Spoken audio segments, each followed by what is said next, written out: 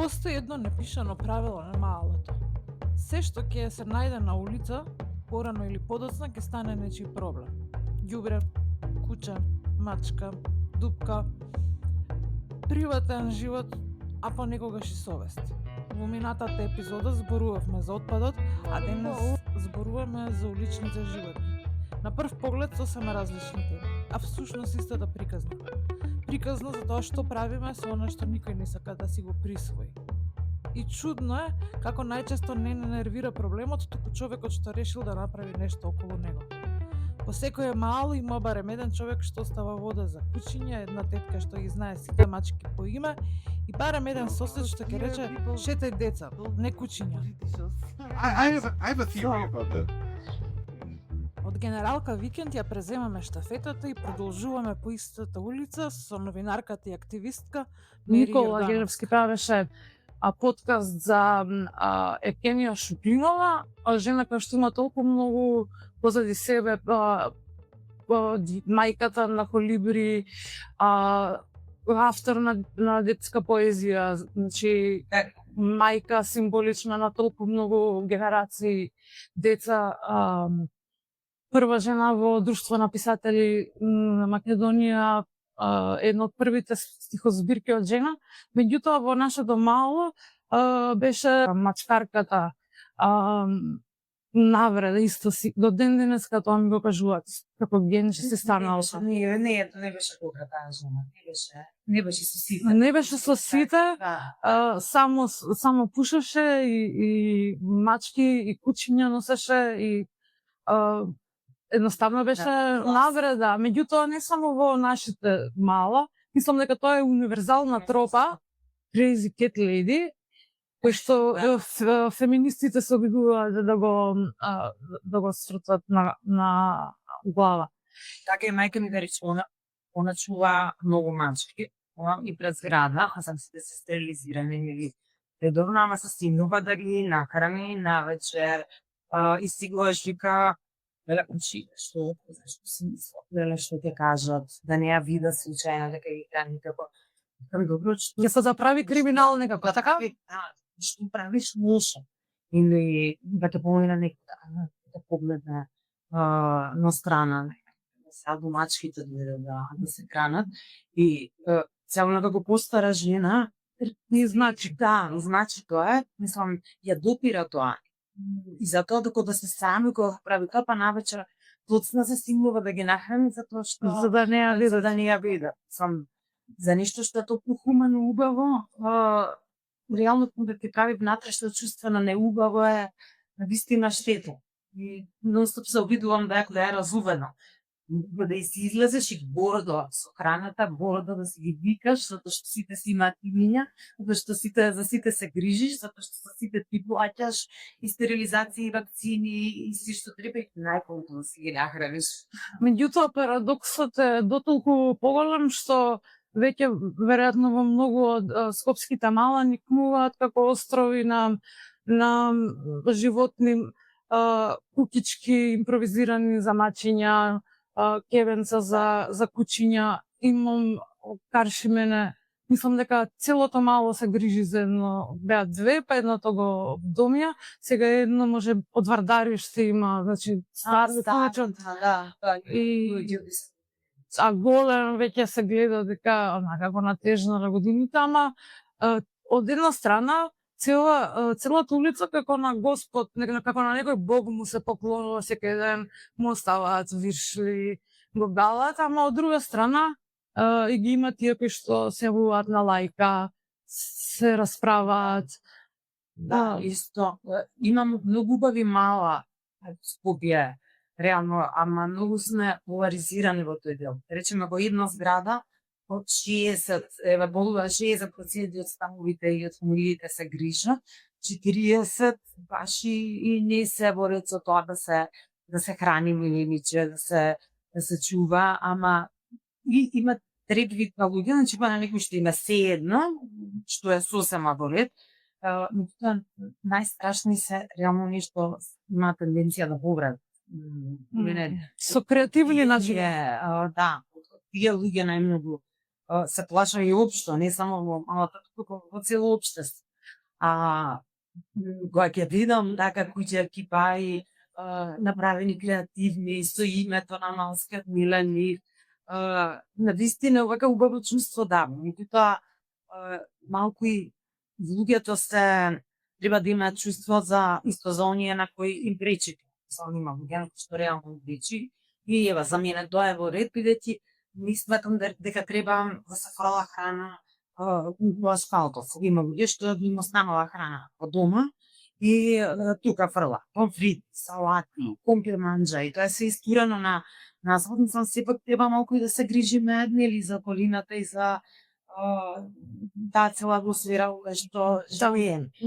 Сакајќи да правиш еден плюс позитивно, да, одиш и за тоа со целосно право реагира делот, читилите.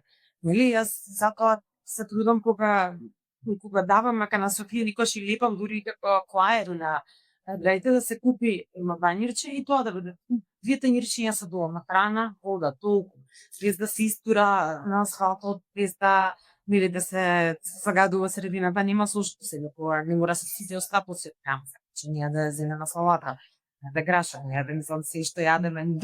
така. Некои работи им штетат. Има нели секакви случаи, има случаи дури кога некој посведочи дека садот со вода на мачот од зградата некој постојано го истура. Да, и и не ги фрла. Немој да ги храниш мачките, немој да ги храниш кучињата ќе се собираат. Меѓутоа, ти како новинар веројатно си повеќе свесна од повеќето начинот на кој што се пренесуваат вестите за животните. Мислам дека бездомните кучиња се најмногу на удар. Меѓутоа во еден период мечките со нив се занимава, а кога почна да се сумнуваат кампања беше со мечките како не бара да сме единствен вид ние на планетата и дека не сме ништо да екзистирам. Факт е дека имам многу бездомни кучиња и факт е дека има и каснувања, факт е дека има глутници и тоа е проблем. Ама мене да речеме кај голем дел од медиумите ме фрустрира фактот што тоа го пренесуваат како вест дека куче нападнало, дека има глутници, многу скупија без да се наплесе подлабоко во темата и да се видат причините. Затоа што ние имаме бездомни кучиња, ама сија бездомни кучиња не ни паднале од дрв. И да правиме многу често една компарација, или да речеме со ѓубре. Ние кога ќе видиме преполни континери, не викаме леле, срам да му е на ова ѓубре што дошло тука, туку велиме, ама нека го собере некога ѓубре, нека се поближи, нека да го земе. И да речеме, јас ако оставам ѓубре пред врата и тоа се стои со денови, сигурно комшиите нема да вика леле ѓубре, срам да му е што стои овде пред врата, ќе рече да, ама газдите нека си го соберат. Исто е со кучињата, ако видиме куче на улица, не ни е криво кучето, виновници некои што ги спуштиле, тоа куче не се создало сам. Ако видиме глутници од кучиња и тие некако настанале, и тие ги според последниве сонежи што ги има во град Скопје, од никаде се дислоцира. Значи, вината е во човекот. И тие не сакаат да бидат на улица. Така што и неодговорните собственици и институциите кои што меѓусебно малку тешко со работката, не баш добро нели си ја вршат работата и тоа си е причина за здравство на бездомни животни. Мислам дека најмалку оние кои што сакаат да гледаат бездомни животни се оние кои што имаат сочувство кон нив, а често оние коментари по вестите се гледа, јавете им се на Анима Мунди, како дежурни. Тоа кога ќе го слушна, сериозно ми се преомци. Значи, кога ми рече некој, да си ги земи си ги дома колку ги сакаш. Значи, Скопје има 4600 кучиња. Баш така им одговара на тие луѓе. Но ред, еве доколку ми јасни за како во мојот станот 50 квадрати, јас можам да земам 4600 кучиња. Значи, тоа би било да има, не знам, 15 кучиња на метар квадрат, ствари многу веќе 1000 кучиња на метар квадрат. Не е битно, ама тоа самото кажува за еден менталитет и на несвесност за решавање на проблемот. Јас, како активист, не сакам да има кучиња по улици. Јас не сакам да ја давам пола плата за храна или да ги стерилизирам со скалпел или да ги домувам, да ги земам дома, да ги почистам, да ги избањам, да ги вакцинирам. А да не зборуваме за оној аспект на гледање на нивните маки кои што па дури да е све совршено добро, многу сериозна енергија и ангажман да зема таа грижа и љубов кон нешто кое што е исцрпува и психички многу исцрпува. Тоа е затоа што секакви судбини си секоја куче безумно си има своја приказна и многу психички истоштува која ќе го да го следиш развојот, тоа ќе го најдеш на улица, толку да е тажно, изненуштено со рани од борби, од каснување до моментот да го направиш среќнат. Тоа е емотивно многу се доживува. Јас многу често имам и наоѓано офрлени во кеса непрогледани кутриња, така како имам и моето земано со 130 грама да тежи. Значи тоа секој исто како бебе да гледам, значи на 2 сати станување, со цуцла хранење, специјално млеко. Мислам, тоа одзема сериозно време. И колку миленици имаш? 3 мачки и куче. Па живееш во куќа или Во стан. 3 мачки и куче? Дали ти е весело е така? Весело е, 3 мачки се стари во типо 16 години, а Тајсон е слепо маче, кој што го земав, веќе ја знае дека нема шанса да се муви и си остане. И баш го видов кога мајката од донесе пред гаража, го остави и си сами. Некојаш викајќи има така за него што сметаат дека нема да преживеат легвото, ги напушта. И кога го видов, мислам, двете очи му беа катастрофи, сега гледа на едното око, гледа сенки, на другото сам се го спомнам, не многу. И е многу интересен, мислам, многу е добар, многу е баш ми е неполни со позитивна енергија, затоа што на почетокот како мал се удираш, како стигне, паѓаш од галеријата од горе ке тресне. А пргав. Да, и многу со желба за живот. И на крај дојде Лиљана, кралицата на домот, кучето, која што е баш така ја најдов лош период од мојот живот и две беа мајка да беше оставена мртва од венер, а ми цицал мртвата мајка. И на таа вие како да ја видов, беше објавена на Facebook, него јас ги земам да не се помири. И тука сериозно со женка. Рекол, вие ќе живеете, затоа што таа слика на мртва мајка и две цицалчиња ми беше многу подраст.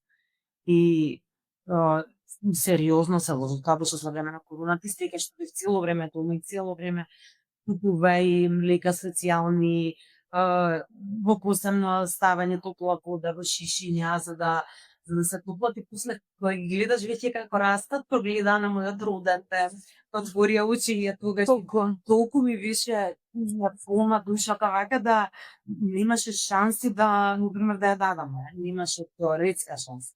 Стварно беше вигови, затоа и со оглед на тоа што најдов баш во така лош период, баш другарка ми тогаш ми подари едно пинче за Who Saved Cook, кој го спаси. Стварно не знам дали она ме спаси мене или јас неа. И братчето исто преживеа тоа кај моја колешка, Тамара Чусидис, исто новинарка, и го чува безпреборно убаво и многу ми е мило што беше хепи. Да, ама не сите приказни се такви. Тоа е колку можеш да го правиш. Мислам, да, ниту енергија, ниту време, ниту пари се имам до толку за да се помага. И единствениот среќен крај се чини е доколку не само менталитетот и волјата на барем значителен дел од луѓето и е секако институционална. Да. Значи со здружени си кучињата и во овој момент да ги снеме и да ги отрујат и да ги убијат на најморничак начин, да нема да помине ни една година кога повторно ќе се Значи, секој куќе си има, затоа зборуваме и за овие малски куќе се држи одредена територија, која што си ја чува негов дома и затоа на таа територија која нели дополнително стерилизирано или кастрирано и соодветно третирано, ако не е агресивно, тоа ќе си ја чува таа територија и не доаѓаат нови патници. И поентата на програмата Залови, стерилизира и врати е токму тоа, да се задржат тие што се на... Тоа е на лајка. Да. Меѓутоа и животен век просечен на улично куќе од 2 до 7 години. На оние што си имаат своја територија каде што ги гледаат граѓаните, каде што нели соодветно ги третираат, навремено ги лекуваат, така натаму стигнува до 7 години. Меѓутоа улични куќиња кои што немаат своја територија околу 2 години живеат. И затоа поентата на таа програма е сите да бидат стерилизирани, кастрирани и во рок од 2 до 7 години да ги снеме. Меѓутоа тоа е само во случај ако немаме прилив на нови. А тој прилив обично, мислам дека е општо познато, доаѓа од неодговорни собственици. Значи, ние имаме удлици, ни се шетаат по улица, кангари, питбули, само во лајка во моментов има неколку питбули кои што биле користени за борби, потоа веќе не им треба и ги оставаме, се земани од лајка. Имаше едно време филмот Хачико, кога излезе, со Ричард Гир за куќето кое што... Јапонското што го чека цел живот, го чека на железничката инаку станица. вистинска приказна. Да, вистинска приказна. И филм на кој никогаш нема престанам да плачам. И куќето од расата Акита, која што е многу специфична раса, не е да го чува секој. Ама кај нас, кога го изгледам во филмов, почна Скопје да се полни со Акити. Да, мислеа дека играчка. Мислеа дека сакаме куќе како од филмот, ама не е се филм. Акита е куќе кој што се врзува за еден газд. Не можеш да го ревгомиш, тоа е многу тежок процес. На моменти знаат да бидат и агресивни. Че треба помена тренинг, треба да биде агресирана. Многу се неспецифични за чување. И сега имаме Акити оставени од центарот на градот, има Акита која што е толку жална за гледање. Мислам, она е толку тажна, и баш покрај кеот на Вардар живее. И тоа куќе, еве и лајка да го залови, нема каде да ги врати тие куќиња кои што се така најдени доставени од собственици. Единственото решение би било некој да го вдоми. Ама ние имаме толку многу куќиња што мислам дека нема ни толку многу домаќинства на каде што може да тома. Мислам, и што сака толку да. Бесконечен Софиин избор. Кој ќе го спасиш, а кој ќе го земеш. Бидејќи веќе спомнавме како медиумите најчесто ги третираат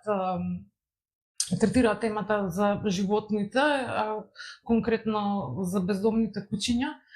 Ти како да се обидуваш на реката, да пливаш во спротивниот правец и отвори портал, така? Да, Пецмака. Да. Која е поентата, која е идеалната цел која што сакате да ја постигнете со порталот? Пецмака, јас највеќе сакав првично, беше важна една база на податоци за оно што има потребно луѓето да го знаат во однос на каде има пет шопови, каде има пансиони за миленици, ве сега на летни одмори, луѓето не знам никош каде да ги остават милениците со конкретни податоци, значи ветеринари, дежурни ветеринарни служби, по групите што гледаме константно оние прашања, дежурен ветеринар, па каде има пансион, цело време се вртат. Затоа важно ми беше дата базата да нели ќе се отвори да можат да се најдат и според општина.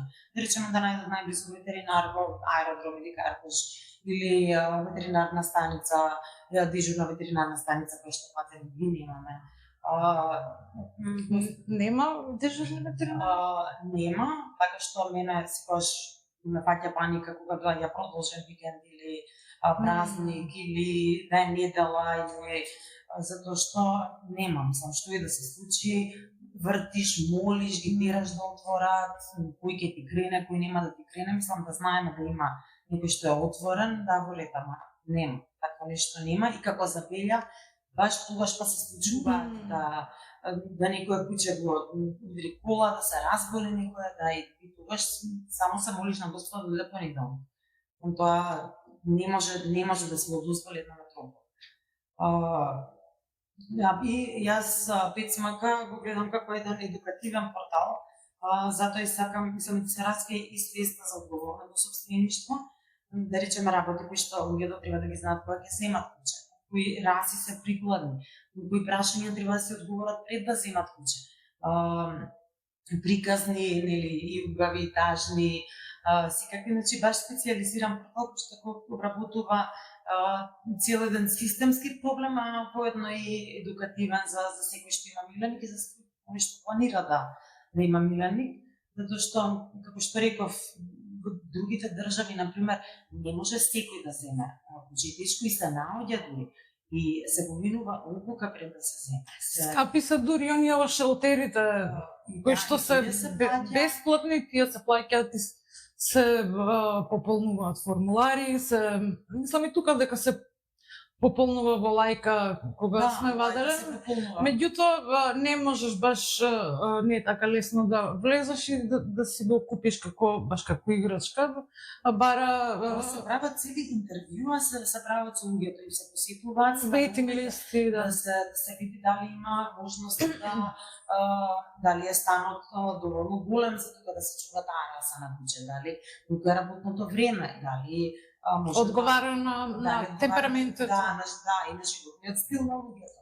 Да речеме, не може вие да земете Джек Расела за да го симулувате само по еднаш дневно. Затоа човек што сериозно пишачи, што сериозно сака да пишеше, што е енергично куќе и не може да го ги задоволи тие потреби, во друг случај ќе прави проблеми дома.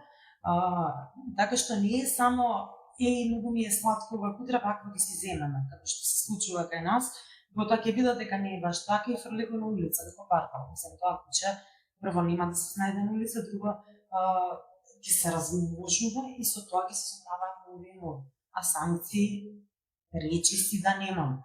Така што цело време како да се вртиме во круг со овој проблем, Па дури се користи како дневно политичка алатка против кој да е XY градоначелник. Вие ништо не направивте, па и вие ништо не направивте, па препукување меѓу граѓаните, а реално за граѓаните, и тие што сакаат куќи, тие на кои не се едно, и тие што не ги сакаат, мислам дека ги обединува едно нешто, дека никој не сака да гледа бездомни куќиња по улици. Тоа е за сите граѓани е така. Сега секој од различни мотиви, нели? Ама не сакаме да има, за мене ми е да речеме таа гледка тажна, на некој таа гледка му е морничава, ама сите не обединува тоа, треба да се реши. Единствен исклучок со оние малски, кој што, како што го споменав, малското куќе кој што живее на улицата и сите го повеќето го сакаат, се грижат за него, ставаат ампули, го си ја брани територијата. Дали има поидеална ситуација за него? Веројатно има, меѓутоа во оваа возраст не верувам дека е возможно. Да, ние да речеме имавме едно куќе, мислам, се уште го имаме во населба, тоа мислам дека единственото куќе што сум го видела што едноставно не сака да биде дома. Да си ја сака слободата и не сака да биде дома. Тоа реши дека ќе се биде лично куќе и навистина се собравме тука жителите негде од населбата и тоа беше, мислам, кога веќе си решил да се грижиш за малски миленик, не е само фрлено храна. Значи, треба да се истретира против фрлежи, треба да се вакцинира, треба да има...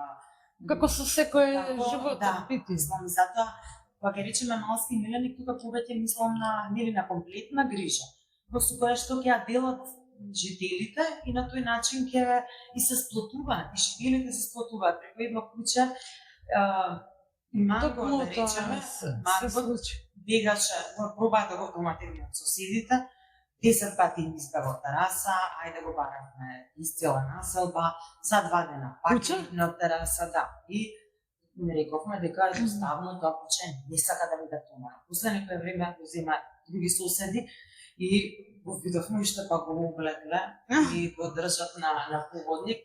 тој како казне вака гледа, како Засрамен. Како, да, сакам што ми правите, аман, луѓе сакам да сум надвор. И така, го решивме да го пуштиме, го истретиравме комплетно се, уште третираме и тој сака да е надвор. Така што, единствено, младо куче да го знам, што постарите се веќе навикнати или да се на улица, ама манго ми е поставен дека во душа, затоа што едноставно тој карактер го што е неспецифично, мислам кучињата ми. Да, повеќе мачешки, иако има и мачки кои што обожаваат на фотелја да доживуваат нека нирвана, меѓутоа мачките важат како слободолюби битја, што не е типично за... Да, си ја сакаат слободата и си ја сакаат територијата. Да, или кога сакаат они да направат нешто, ги го прават, речено сакаат да се гали, не сакаат да се гали, тоа... Толку ми е оваа тема, мислам, и ти толку си ми плодна со статусите и со се што правиш и како новинарки, како активист, што едноставно не знам во која насока да отидам. Дали да те прашам за волкот, кој што апсолутно ме скрши приказната. Првично ми беше смешно, бидејќи кога видов нашле волк на Синџир во Тафтали, мислам дека некој случајно или намерно го чува како куче и дека се грижи за него и го припитомил, меѓутоа излезе дека тоа бил волк кој што бил заврзан за Синџир. И мислам дека Синџирот се движал практички. Веројатно избегал од таму каде што бил. Дали се има разврска на таа приказа? Нема разврска, тоа остана како некоја мистерија, што мене навистина ми е чудно.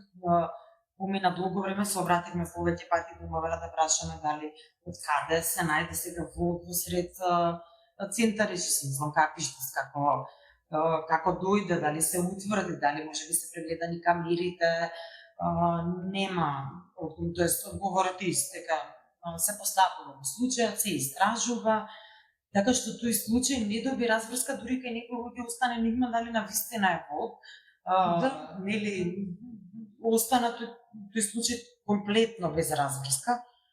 Појао вукмагаца. Да нема ни да има, што до сега не се разреши, не се виде кој е. Се надевам дека барем ќе утврдат без никаква сомнеш дека е волк и дека соодветно ќе се постапува кон него. Да. Не знам, зоолошката е сосема друга приказна која што веројатно посебна епизода би барала од нас. Меѓутоа, замислете, дури зоолошката е подобра опција за некој од животните како овој волк кој што живеел на Синџир. И сакам да завршиме со, како што кажав, ти си супер плодна креативна во секој поглед, во се што правиш. Меѓутоа со еден твој текст, едно 5-6 листови испринтав со статуси твои кои што се заслужуваат во корици да бидат, значи да ги објавиш.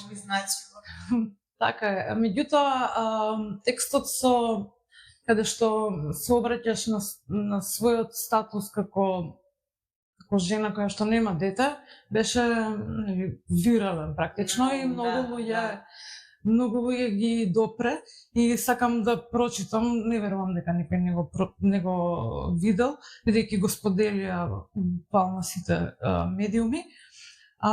Наместо да шеташ куче, шетај дете, ми довикна возрастната жена, додека ја шетав Лилјана. Сосема е во ред да се насмеете на името, додека мојата куче даше на кај неја и се радуваше, нафтајки се опашката пред локалниот маркет. Посакав да ја запрам жената што ми го даде овој бесценет совет, дека се движеше со торбите на мирници, оти не еднаш го имам добиено, секако, најдобро намерно. Зошто луѓето мислат дека си... Морници, кога го читаме, мислам дека еден од најинтимните текстови, дека целата душа си ја ставив на папет пред сите фактички со... И не допре, бидејќи резонираше со многумина нас. Меѓутоа, никако не можам да го разберам тоа таа исклучивост. Или ќе чуваш дете, или ќе се грижиш за природата, животните, птиците. Значи, главната улога и обврска во животот ти е мајка и твоја вина е доколку не се грижиш за тоа дете кое што си обврзано да го имаш. Да, тоа е многу тажен. Мислам дека тоа и можеби на глобално ниво се случува, меѓутоа кај нас е уште повеќе изразено како конзервативно општество дека прво дека жената мора да роди и јас не можам да ја сватам таа тенденција на луѓе што ниту ме знаат, ниту ме познаваат да ми се обратат на таков начин зошто немаш дете, а имаш куќе. Мислам, тоа е толку приватна и лична работа, што нема, чувствувам некојаш потреба да треба да се правдам ја за тоа кои се причините. Секоја жена си има своја историја, можеби некоја не сака да има деца, можеби некоја сака меѓутоа се начи со 10 инвитра, можеби мислам, не знаеме што се крие за нашите судбини како жени, за некој да може, или таков коментар така лесно да ти го фрли во лице, како да е Како добро утро. Колку бари се волката. Мислам, тоа е навистина една суровост, меѓутоа и тоа зборува за недостигна емпатија во нашето општество. Тој недостигна емпатија не е само кон жените, значи луѓето што имаат емпатија, а емпатијата се учи реално, од мален нос се учи. Најчесто тие луѓе што имаат емпатија кон животните имаат и кон луѓето. Не може мене да ме допре едно куче кој што се мачи, да не ме допре дете што се мачи, или човек што се мачи. Емпатијата е заразна реално. Или ја имаш или ја немаш, си ја научил или не. И затоа многу ми се жални ваквите коментари, жални и за тие луѓе кои што можеш ти ваков коментар да дадеш на жена. Значи, немаше фаќа ниту кон неа, ниту кон животите, ниту кон било кое друго суштество. А и неа гледам зошто некој што има 2 деца би немали куќе, не би го сакал како куќе, или некој што има 5 деца, исто може да сака куќе и да сака и комарец и да се чува дома, ако сака и гуштер, значи се додека ја не штетам никому, се додека не правам нешто незаконски, јас мојот живот си е мој и го водам како сакам. Кога нема некој од надпор, зашто ми го поставил правилото до каде треба да одам и зашто не сум направила нешто. Меѓутоа и конечно не должиш ниту не должиме објаснување. Да, нема зашто да се правдам за кога реално не правам ништо лошо, ниту штета на некого. Напротив, целиот живот бевам посветено да помогнам некому, дали се луѓе, дали се животни, така што порано ме погодуваа повеќе овие коментари, а сега, како што реков, повеќе ми е жал за тие луѓе што да. Да, ти благодарам, Ери, многу. Мислам дека би можела 3 часа да разговараме, но мислев само што се загреавме, меѓутоа толку е времето.